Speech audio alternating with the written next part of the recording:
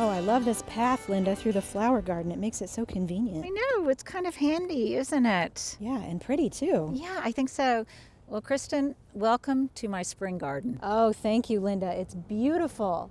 You know, I've been here before. I remember a few yes, years you have, ago. and you just had to come back. I did. Didn't you? It's so pretty. I just love it. And the tulips are just amazing here. I'm so interested in how you have tulips blooming from early spring all the way through spring. But tell us how you did that. How do you? Well, it's basically a formula that I work every year, and I have for probably the past 25 years. Right. And that's that I get blends, some of which are early blooming, mid blooming, and late blooming. So literally this year the white one started March 15th, and the show will go on till probably the second week in April. Wow. Yeah, it's just, they're really pretty incredible.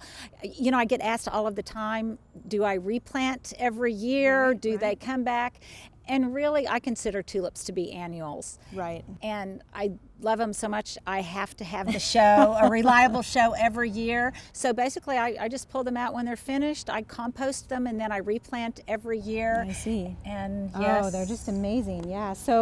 But when the tulips are done, what comes next? I see there's a lot of interesting perennials, spring perennials here. Your moss phlox is just beautiful right now.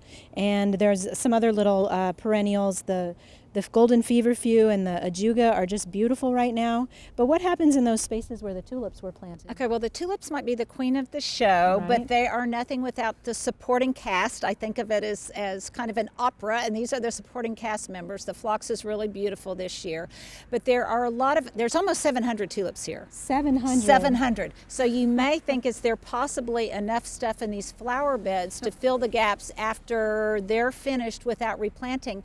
But there really are. Oh, good. There are lots of things that have gone to seed in here that as soon as the temperatures warm up and they have more space, they will mature and become larger plants. They fill in that space. They'll fill in the Right, space. So that there's, makes I mean, sense. there's everything from chamomile, larkspur, foxglove. There is a huge stand of daisies over here. There's roses, there's veronica. So there's basically a lot of perennials that will fill in the gaps after they're gone. And it just is, I love it. It's kind of just a slow show that takes over. Always something going on. Always something That's going amazing. on. Well, another thing that I find really interesting about this front yard is the bed shapes. And it's just an interesting shape. How did you decide how to do that? Well, I wish I could claim credit for it, but basically it was Mother Nature. Most of the design features in my garden, the bed lines, a lot of my plantings were just basically decided upon because of problems that I had. What was the problem? Well, the problem was this is almost a 100-year-old oak tree. And when we moved in, there was nothing here, including grass, because grass couldn't grow under the heavy shade, under the much shade. canopy of it.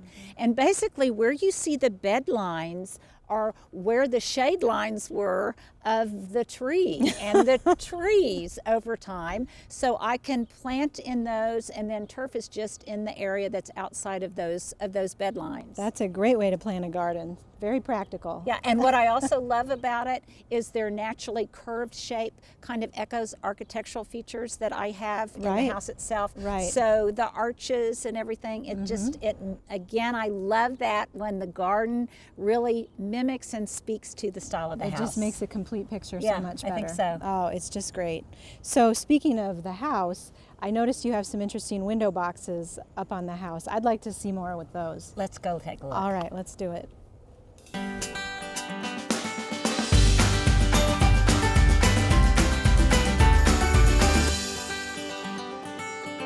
Hi, I'm Kristin with Garden Gate Magazine. If you enjoyed that video, be sure to subscribe to Garden Gate Magazine's YouTube channel. There you'll find tips, design ideas, and how-to help for gardeners just like you.